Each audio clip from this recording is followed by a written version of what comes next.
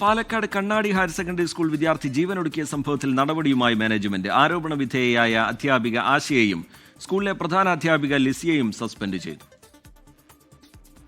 നമ്മുടെ സ്കൂളിലെ 9ാം ക്ലാസ് വിദ്യാർത്ഥി അർജുനന്റെ ആത്മഹത്യയുമായി ബന്ധപ്പെട്ട് ഉയർന്നു വന്ന പരാതികളുടെ അടിസ്ഥാനത്തിൽ ഹൈസ്കൂൾ HM ലിസി ടീച്ചറെയും ക്ലാസ് ടീച്ചർ ആശ എന്നിവരെയും ചുമതലകളിൽ നിന്നും അന്വേഷണ വിധേയമായി മാറ്റി നിർത്തുവാനും സർക്കാർ വകുപ്പ് തല നിർദ്ദേശങ്ങൾക്ക് വിധേയമായി മറ്റു നടപടിക്രമങ്ങൾ സ്വീകരിക്കുന്നതുമാണെന്ന് മാനേജ്മെന്റ് കമ്മിറ്റി ഇന്ന് തീരുമാനിച്ചു. പ്രത്യേകം ശ്രദ്ധിക്കാനുള്ള സർക്കാർ വകുപ്പ് തല നിർദ്ദേശങ്ങൾക്ക് വിധേയമായി മറ്റു നടപടികൾ സ്വീകരിക്കുന്നതാണ്.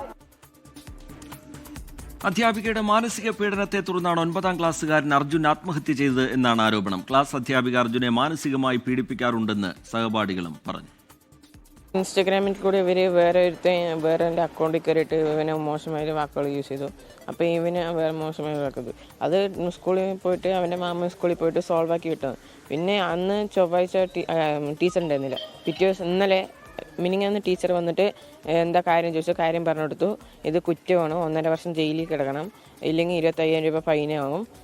സൈബർ സെല്ലിനെ അപ്പം തന്നെ വിളിച്ച് പറഞ്ഞു. കയ്യിലൊക്കെ പിച്ചിയും തല്ലി ഓഫീസ് റൂമിൽ പോയിട്ട് എന്ത് ചെയ്ത് തന്നെ ചെയ്തു. സംഭവത്തിൽ അധ്യാപികയ്ക്കെതിരെ വിദ്യാർത്ഥികൾ സ്കൂളിന് മുന്നിൽ പ്രതിഷേധിച്ചു. പ്രധാന അധ്യാപികയെ ഉപരോധിച്ചും പ്രതിഷേധമുണ്ടായി.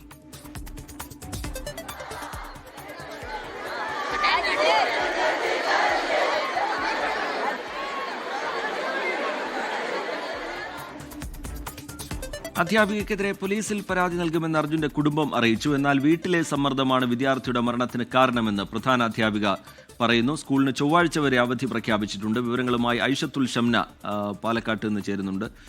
ഷംന, വലിയ പ്രതിഷേധമാണ് ഇന്ന് അവിടെ ഉയർന്നത്.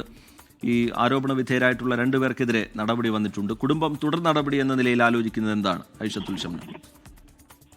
റീജിത്ത്, വലിയ പ്രതിഷേധമാണ് ഇന്ന് കണ്ണാടി ഹയർ സെക്കൻഡറി സ്കൂളിൽ ഉണ്ടായിരുന്നത്. മണിക്കൂറുകൾ നീണ്ട പ്രതിഷേധമായിരുന്നു വിദ്യാർത്ഥികളുടെയും വിദ്യാർത്ഥി സംഘടനകളുടെയും ഭാഗത്ത് നിന്നുണ്ടായിരുന്നത്. അതായത് ഈ ക്ലാസ് അധ്യാപിക ആശ നിരന്തരം കുട്ടികളെ പീഡിപ്പിച്ചിരുന്നു. കഴിഞ്ഞ ദിവസം 13-ാം തീയതി അർജുനും മറ്റൊരു സഹപാഠിയുമായി ഇൻസ്റ്റഗ്രാമിലൂടെ ചില മോശം വാക്കുകൾ ഉപയോഗിച്ച് ചാറ്റ് ചെയ്തിരുന്നു. ഇത് സഹപാഠിയുടെ വീട്ടിൽ കാണുകയും ഇതേ തുടർന്ന് 2 വീട്ടുകാരെയും വിളിച്ചു വരുത്തി സ്കൂളിൽ വെച്ച് തന്നെ സ്കൂൾ അധ്യാപകരുടെയും രക്ഷിതാക്കളുടെയും സാന്നിധ്യത്തിൽ വെച്ച് ഇത് പറഞ്ഞ് അവസാനിപ്പിച്ച ഒരു വിഷയമായിരുന്നു.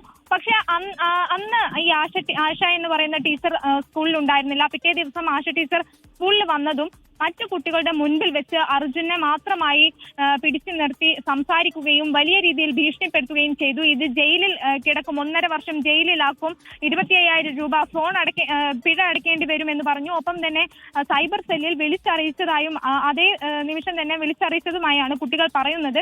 ഇതേ തുടർന്ന് വലിയ മനോവിഷമത്തിലായിരുന്നു കുട്ടി ഉണ്ടായിരുന്നത്. പിന്നീട് സ്കൂളിൽ നിന്നും വീട്ടിലെത്തി അതേ യൂണിഫോമിൽ തന്നെ കുട്ടി തൂങ്ങി മരിക്കുകയായിരുന്നു.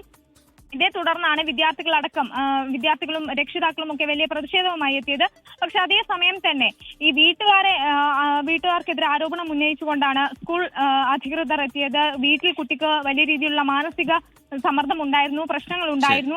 അതുകൂടിയാണ് കുട്ടിയുടെ ആത്മഹത്യയിലേക്ക് നയിച്ചത് എന്നാണ് പറഞ്ഞത്. എന്തായാലും ഇപ്പോൾ വിദ്യാഭ്യാസ മന്ത്രിയുടെ നിർദ്ദേശപ്രകാരം തന്നെ സംഭവത്തിൽ അന്വേഷണ വിധേയമായി 2 അധ്യാപകരെയും, അതായത് പ്രധാന അധ്യാപികയും ഈ ക്ലാസ് അധ്യാപിക. വിദ്യാഭ്യാസ വകുപ്പിന്റെ ഇടപെടൽ ഈ വിഷയത്തിൽ ഉണ്ടായിട്ടുണ്ട്. 2 ആരോപണ വിധേയരായ 2 അധ്യാപകർക്കെതിരെ, ഒരു അധ്യാപികയ്ക്കും ഒരു പ്രധാന അധ്യാപികയ്ക്കുമെതിരെ നടപടി ഉണ്ടായിട്ടുണ്ട്. ഐഷത്തുൽ ഷംന അതിന്റെ വിശദാംശങ്ങൾ പങ്കുവയ്ക്കുകയായിരുന്നു. ലോകത്തെവിടെയായാലും ഏത് സമയത്തും 24 വാർത്തകളും ഓഗ്മെന്റഡ് റിയാലിറ്റി പാക്കേജുകളും എക്സ്പ്ലെയിനറുകളും വിശദമായി കാണാൻ ഞങ്ങളുടെ YouTube ചാനൽ നിങ്ങൾക്ക് സബ്സ്ക്രൈബ് ചെയ്യാം.